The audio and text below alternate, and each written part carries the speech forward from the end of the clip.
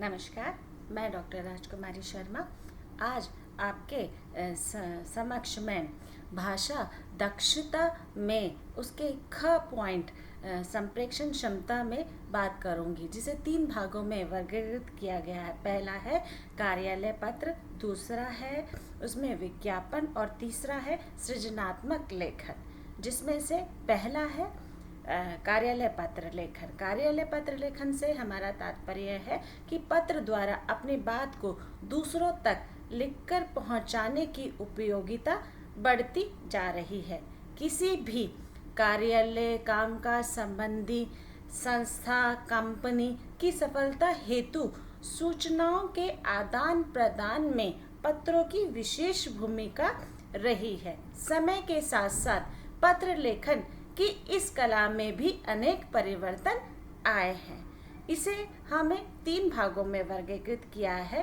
पहला है व्यक्तिगत पत्र, दूसरा है व्यावसायिक पत्र और तीसरा है कार्यालय पत्र। जैसा कि आप जानते हैं कि हम कार्यालय पत्र को अनेक दृष्टिकोण पर रखते हुए दिखाई देते हैं। या तो व्यवसाय से संबंधित होता है, व्यापारिक कार्यों से संबंधित होता है, या कार्यालय पत्र से संबंधित होता है। राजकीय सरकारी प्रशासनिक कार्यों में पत्र के व्यवहार के द्वारा अपनी अभिव्यक्ति को प्रयुक्त या प्रकट करते हुए दिखाई देते हैं। कार्यालय पत्र लेखन। कार्य पत्र लेखन से हमारा तात्पर्य है कि कार्यालय से संबंधित जानकारी को अभिव्यक्त करना, या कार्यालय से संबंधित पत्र होते हैं। किसी क्रय विक्रय और व्यापारिक संस्था के बीच होने वाले पत्र व्यवहार करना कार्यालय पत्र कहलाता है। कार्यालय में संप्रेषण की अत्यधिक आवश्यकता पड़ती है। व्यवसाय करते समय व्यक्ति के पास संबंधित सूचना के आदान प्रदान की व्यवस्था होनी चाहिए, जिससे व्यक्ति संप्रेषण द्वारा अपनी बात कह और सुन कर समझ सकता है और औरों को समझा भी सकता है। कार्यालय पत्र लेखन किसी भी राजकीय या प्रशासनिक संबंधी पत्र, संस्था से संबंधित पत्र, कंपनी और प्रबंधकीय कार्यों में सफलतापूर्वक अपनी बात को कहना और समझना ही कार्यालय पत्र लेखन कहलाता है। कार्यालय पत्र लेखन में संप्रेषण में व्यक्ति अपने विचारों का आदान प्रदान या अनुभवों का आदान प्रदान व्यक्त करते हुए दिखाई देता है। कार्यालय पत्र लेखन की विशेषता, जैसे कि हम जानते हैं कि हमने आरंभ से ही पत्र लेखन लिखने की कला को सीखा है, तो हम उसे अनेक अभिव्यक्तियों के द्वारा अभिव्यक्त करते हुए दिखाई देते हैं। या कार्यालय पत्र की मुख्य विशेषताएं इस प्रकार से है। पहला है स्पष्टता। जैसा कि हम जानते हैं कि कार्यालय पत्र लेखन में स्पष्टता का अपना महत्व है। औपचारिक या व्यावसायिक पत्रों की कथ्य सामग्री स्पष्ट होनी चाहिए, जिससे पढ़ने वाले को अच्छे से समझ में आ सके कि आप कहना क्या चाहते हैं।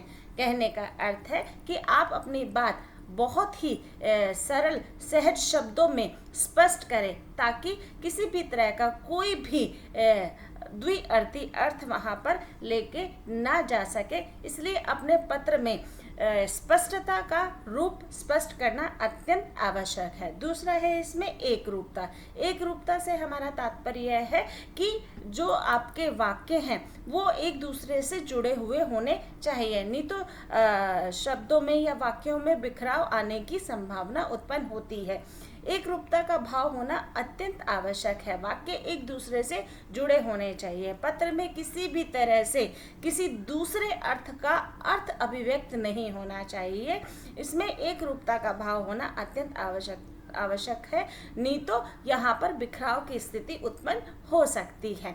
तीसरा है इसमें सहजता। सहजता से हमारा तात्पर्य है कि आप अपनी भाषा किस प्रकार से प्रयोग कर रहे हैं। अगर आप अपनी भाषा कठिन शब्दों के साथ में प्रयोग कर रहे हैं तो उसमें सामने वाले व्यक्ति को उतने अच्छे से समझ में नहीं आ पाएगा कि आप जिस अर्थ को जानते हैं संभवतः वह उस अर्थ को जानता भी है या नहीं जानता। इसलिए हमें सरल सहज शब्दों का यहाँ पर रूप रखना अत्यंत आवश्यक है।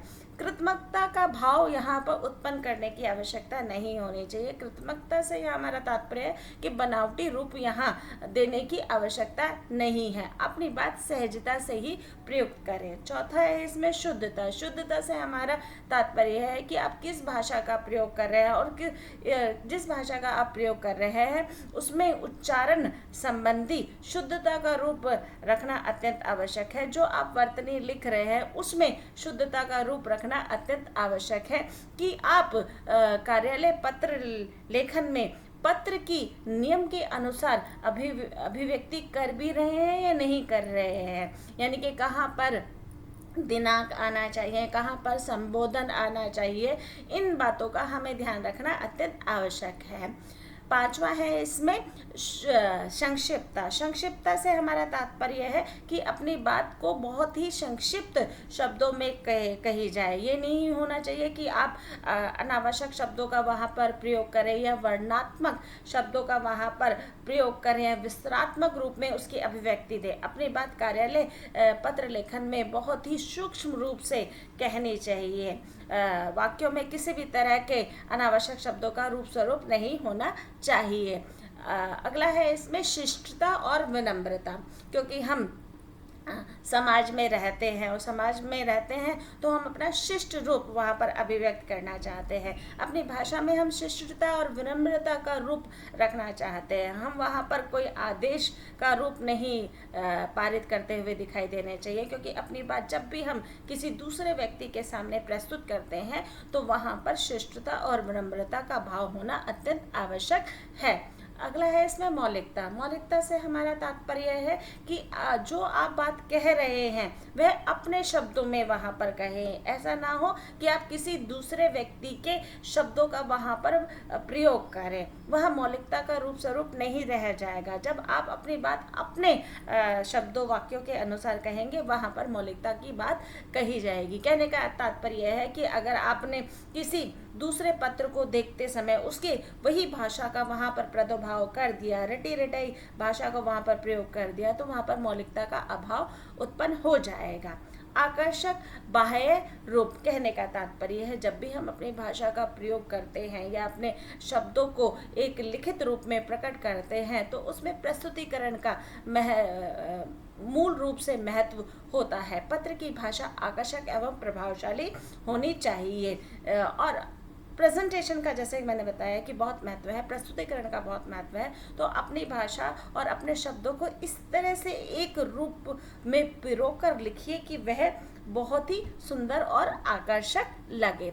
पत्र लेखन के आवश्यक अंग। पत्र लेखन के आवश्यक अंग निम्नलिखित है। पहला है शीर्षक। शीर्षक से हमारा तात्पर्य है कि आप जो कार्यालय पत्र लिख रहे हैं वह किससे संबंधित है, किस विषय को वहाँ पर उठाया जा रहा है, किस विषय को वहाँ पर दिखाने की आवश्यकता की गई है। कहने का तात्पर्य है कि आप उस संस्था का नाम वहाँ पर लिखिए, कार्यालय का नाम वहाँ पर लिखिए, अपना मोबाइल नंबर वहाँ पर दीजिए। पत्र को अभिव्यक्त करते हुए ये दृष्टिकोण वहाँ पर रखना अत्यंत आवश्यक है। दूसरा है प्रतांक और क्रमांक।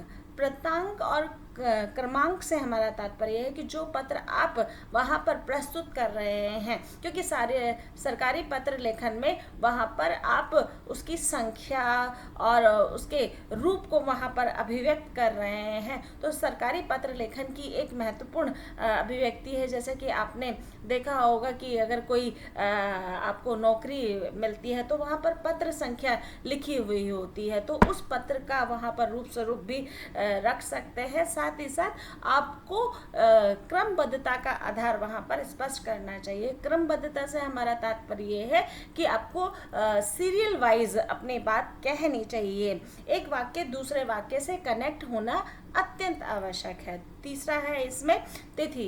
तिथि का बहुत ज़्यादा महत्व है। अगर आपने वहाँ पर तिथि अंकित की है तो आपको भी स्मरण रहेगा कि आपने किस डेट पर पत्र भेजा था, और अगर किसी तरह से वो पत्र वहाँ पर नहीं पहुँच पाता, कि संभवतः आपको उसका उत्तर पर्याप्त नहीं होता या प्राप्त नहीं होता, तो आप दूसरा उसकी फोटोकॉपी जाकर बता सकते हैं कि मैंने इस तिथि पर ये पत्र लिखा था। चौथा है प्राप्तकर्ता का नाम और पता। जब भी आप किसी को पत्र लिखते हैं तो वहाँ पर प्राप्तकर्ता का पूरा नाम पता और अपना नाम पता वहाँ पर अभिव्यक्त करते हुए दिखाई देते हैं।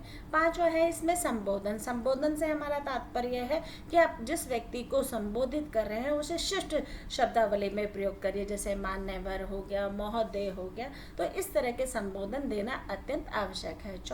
छठा है विषय निर्देश। विषय निर्देश से हमारा तात्पर्य है कि आपका जो विषय होता है या होना चाहिए बहुत ही संक्षिप्त रूप में लिखा होना चाहिए, क्योंकि विषय को ही पढ़कर आगे की सारी संभावनाएं समझी जा सकती हैं। तो विषय संबंधी जानकारी देना अत्यंत आवश्यक है। सातवां है इसमें मूल कथ्य। मूल कथ्य से हमारा तात्पर्य है कि आपको किस समस्या, किस कठिनाई या किस संदेश हेतु पत्र वहां पर देना है, उसका रूप स्वरूप भी वहां पर रखना अत्यंत आवश्यक है। यानी मूल सामग्री को वहां पर आपको प्रकट करना अत्यंत आवश्यक है। आठवां है इसमें स्वनिर्देश और हस्ताक्षर, कि आपने वो पत्र स्वयं लिखा है, मौलिक अभिव्यक्ति आपकी वहां पर प्रस्तुत की है, तो आप नीचे अपने हस्ताक्षर करके उसे संबोधित कर सकते हैं। नौवां है इसमें संलग्न। संलग्न से हमारा तात्पर्य है कि आप उसके जो पत्र के साथ अन्य जो दस्तावेज वहाँ पर प्रस्तुत कर रहे हैं, अनेक रूप से अपने दस्तावेज वहाँ पर पारित कर रहे हैं, संलग्न कर रहे हैं, उसका भी एक रूप या एक रूपरेखा बना लेनी चाहिए।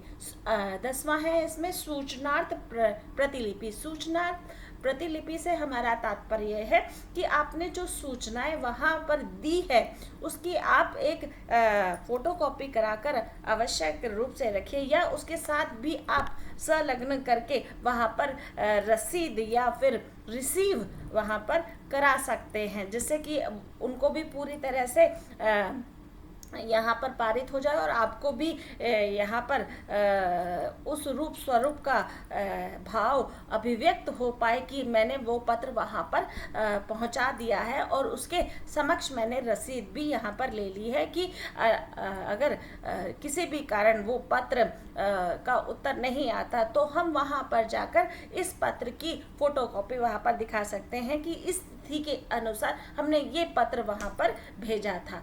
तो पत्र लिखते समय हमें इन सब बातों का ध्यान रखना अत्यंत आवश्यक है, क्योंकि औपचारिक पत्र में ये नियम संहिता है और नियम संहिता के अनुसार ही हम कार्यालय पत्र हो या व्यावसायिक पत्र हो या व्यापारिक पत्र हो उनको इन्हीं रूपों के आधार पर अभिव्यक्त करते हुए दिखाई देते हैं।